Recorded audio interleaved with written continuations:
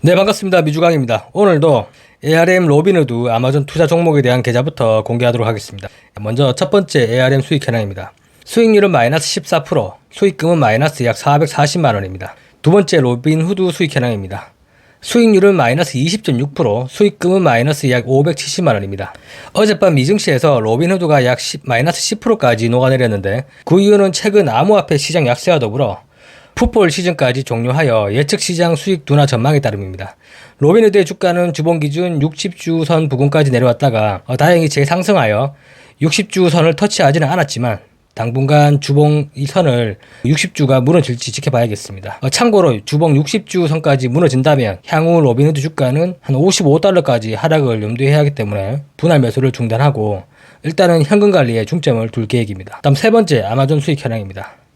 아내 계좌, 자녀 계좌, 법인 계좌를 모두 합산한 아마존의 수익률은 4.3%이고 수익금은 약 165만원입니다. 최근 은 가격의 폭락으로 월요일 미증시가 열리기 전 현금 확보가 가장 빠르고 쉬웠던 코인과 코스피가 크게 하락하였습니다. 전일 미증시 선물시장 역시 약 마이너스 2% 하락한 상태로 시작하였지만 장중 모두 복구되고 오히려 0.56% 상승 마감하였습니다. 이처럼 글로벌 유동성의 방향이 바뀌는 시점에서는 담보 부족, 마진콜, 레버리지 축소 등의 원인으로 현금 확보를 위한 손바뀜이 매우 빠르게 발생합니다. 그렇기에 투자하는데 항상 강제 청산이 발생하지 않는 구조를 만들어야 하고 이번처럼 큰 폭의 하락장이 언제 발생할지 그 누구도 예측 불가하기에 충분한 현금을 확보한 상태로 투자하시기를 당부드립니다. 매번 공포장에서의 패턴은 유사합니다. 최근 발생했던 은과 같은 대폭락이 발생하며 시장이 한번 급락하고 다시 반등하는 척하며 더 큰 급락이 발생하는 경우가 많습니다. 이러한 두 번째 급락이 발생하면 이때부터 뉴스 및 유튜브 채널에서 공포가 만연한 주제들만 줄줄이 나타날 겁니다.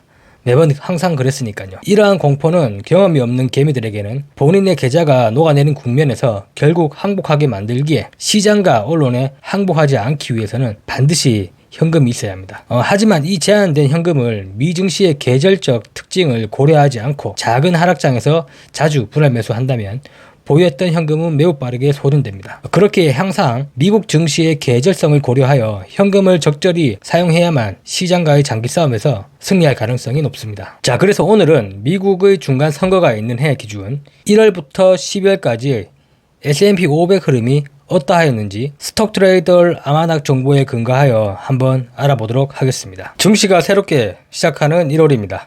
전통적으로 1월은 새해 해계년도 자금 배치와 선거의 정책 불확실성이 시작되는 만큼 상승과 하락이 혼조되어 변동성이 매우 강한 시기입니다. 다행히 올해 2026년 S&P 500은 이러한 국면 속에서 전월 말 대비 1.3% 소폭 상승 마감하였습니다. 다음 2월에서 3월달입니다. 역사적으로 2, 3월은 기업 실적 시즌이 시작하고 종료되는 계절로 연초를 맞이하여 기업들은 가이던스를 다소 보수적으로 잡는 경향이 있다고 합니다. 게다가 정책의 실체가 부재한 상태에서 기업 실적 종료 후 공백기가 있는 만큼 하락 빈도가 높고 약세가 지속되는 등 공포가 만연하는 계절입니다. 4월은 기술적 반등이 자주 발생하는 시기입니다.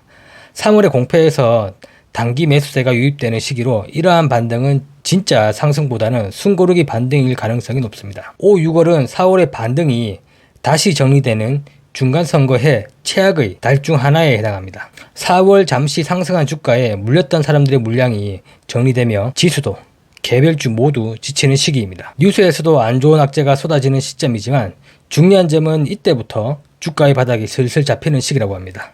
다음은 7월 바닥을 다지는 구간입니다. 비록 좋은 뉴스가 없어도 더 이상 나쁜 뉴스에 주가는 잘 빠지지 않는다고 합니다. 이때부터 기관과 초보자의 태도는 명확히 나타납니다. 초보 개미들은 하락 후 장기간 지루함에 슬슬 시장을 이탈하지만 기관은 이때부터 관찰 모드에 돌입하는 경향이 높다고 합니다. 8월입니다. 8월은 휴가철로 거래량이 감소하며 변동성만 존재하며 주가의 방향성이 없는 계절입니다. 즉 의미 없는 등락에 휘둘리기 쉬운 시기에 해당합니다.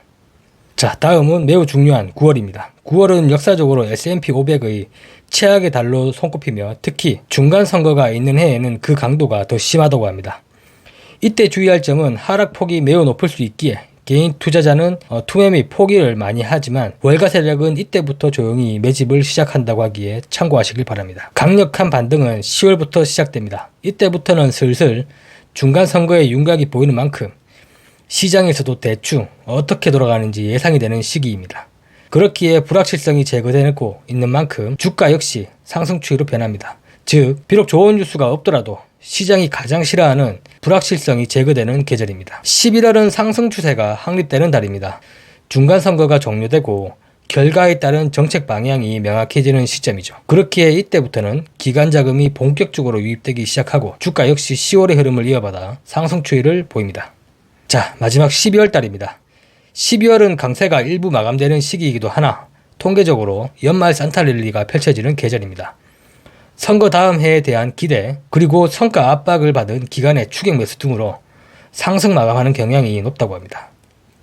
자, 정리하자면 중간선거가 있는 해의 특징은 다음과 같습니다. 1월부터 6월 상반기까지는 각종 불확실성과 변동성으로 투자자의 멘탈을 털어버리고 하반기에는 이러한 공포가 극에 달하면서 시장을 떠나게 만듭니다. 하지만 결국에는 불확실성을 제거하여 시장을 떠나지 않고 버틴 사람들에게 그 값진 보상을 받게 만듭니다. 미국의 중간선거가 있는 해에 이러한 계절성을 참조하여 하락장 시 현금 사용을 적절히 분배하여 투자에 참고하셨으면 합니다. 오늘도 긴 영상 시청해 주셔서 감사합니다.